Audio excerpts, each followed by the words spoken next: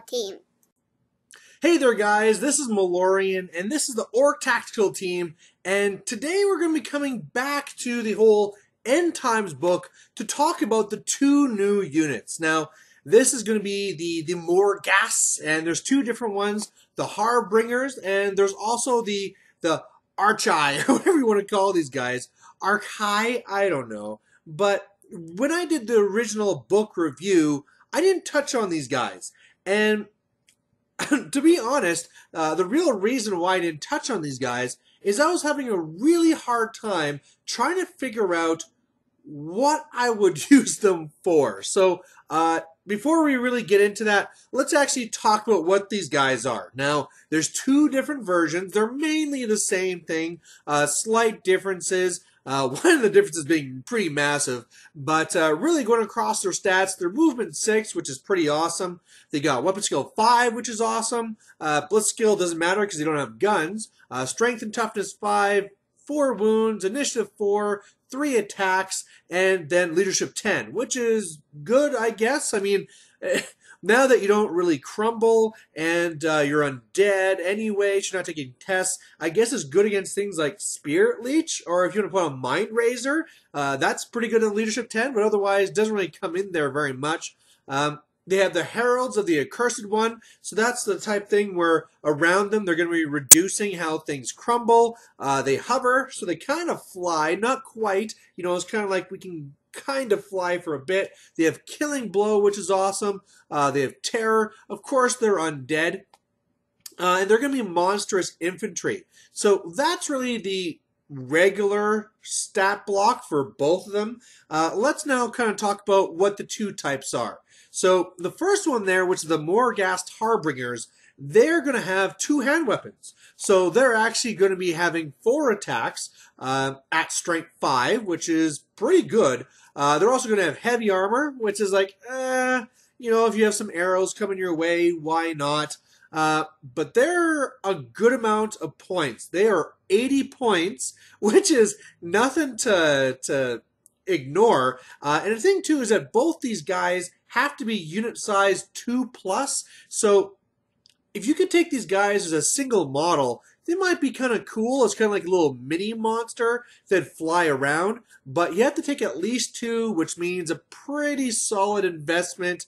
But at the same time, these guys are special. So that's what these guys are here. And now let's kind of talk about what's the difference between them and the Archi, or whoever you want to call the other ones. Now, the Archi, I know that's wrong, but I'm just going to keep saying it because it sounds stupid. Their real difference is that they have halberds. So they don't have 4 attacks at strength 5. They'll have 3 attacks at strength 6. So a little bit more punch there if you need it. They have the ebon wrought armor, which is just, you know, it's better. But their big thing is that they're 10 more points than the other guys. They're 90 points each, and they're from rare. And that's a big difference.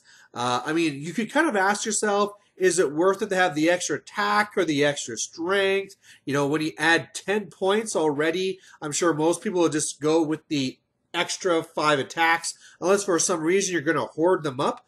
Because, of course, when you're not in the front rank, and of course it's always me talking about hordes, but basically if you're going to be going with guys in second rank, doesn't have to be horde, then all of a sudden those attacks will be wasted because you only get 3 in the back. So, okay, maybe you want to go with these guys, and they'll still get their strength strength 6 attacks from the second rank or third rank, whatever. But going to rare really hurts. Going to rare, you're competing with things like your Scullipulse now, with your Casket of Souls. I just think that's rare. I don't know. It doesn't matter. Terrorgeist. So they're competing against so many other things that it's going to be really hard to justify to get these guys in there.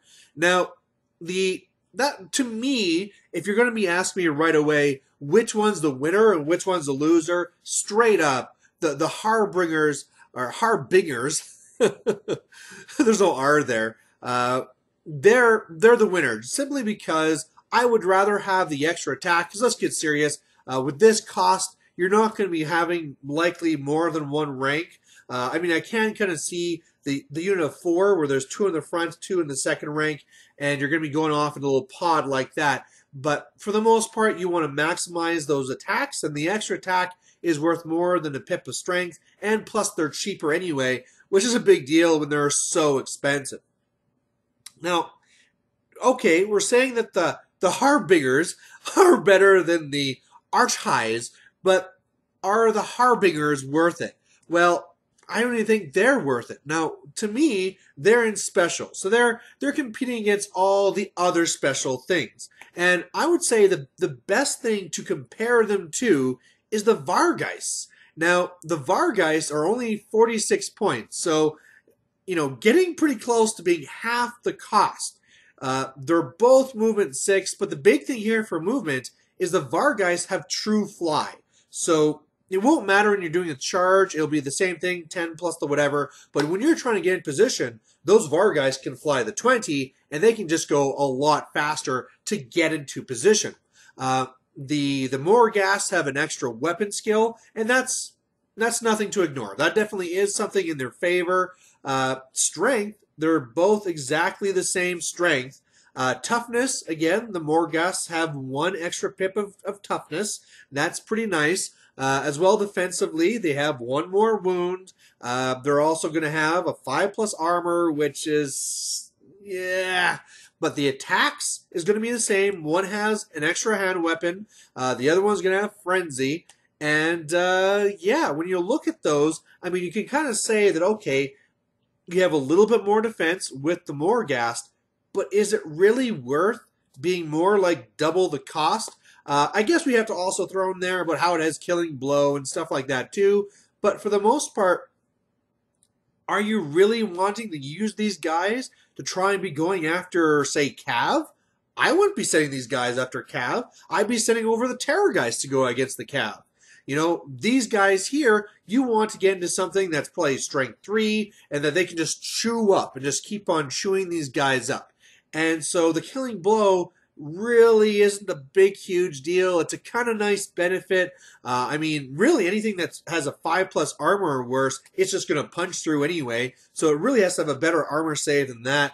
I mean, you can kind of scare away characters, but again, it's just kind of a minor thing, especially when you're looking at that vast point difference and just that speed difference as well. So that's been the real issue for me, is that when I compare these guys to what you already have in the book, it's just, I don't know why you would take these guys. It just really doesn't fit in there. I mean, you can make the argument that if you take 2 of these guys, they're only 160 points. You know, you're in that semi-throwaway units type of range. And really, these 2 guys can run around. They will kill all the other chaff. They can even get into blocks, right? If there's a small block, let's say if Empire Swordsman or whatever, they can get in there and they're just going to slowly chew these guys down, more than likely, right? And this is just a little throwaway thing basically for you. Again, for the same points, you could just be taking, you know, 3 Varghulfs or Vargheists instead.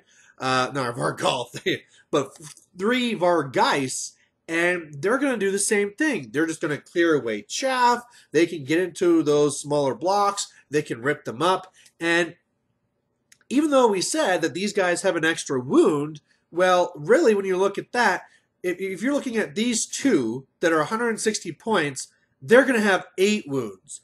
The other 3, which will be 138 points, so even cheaper, that's going to be 9 wounds. So you even have more wounds on the other side. You have an extra stomp. It's just not really adding up, especially when you look at the attacks at that point, where that unit of 3 is going to be having 12 attacks plus the extra stomps, whereas these guys are just going to have 8 attacks. So it's just, again, man, I just don't know why you would use these guys. Now, you could also take them as kind of a support thing. So one of the ways where I could maybe see these guys being used is if you're really going for the ethereal skew. So the nice thing is you can still take a lot of the ethereal stuff, and you have a lot of things that help you. Say if you have nagash there, things will be -1 to crumble. If you have the BSB, things will be -1 to crumble. If they're around these guys, -1 to crumble. And so you have all that working together for you.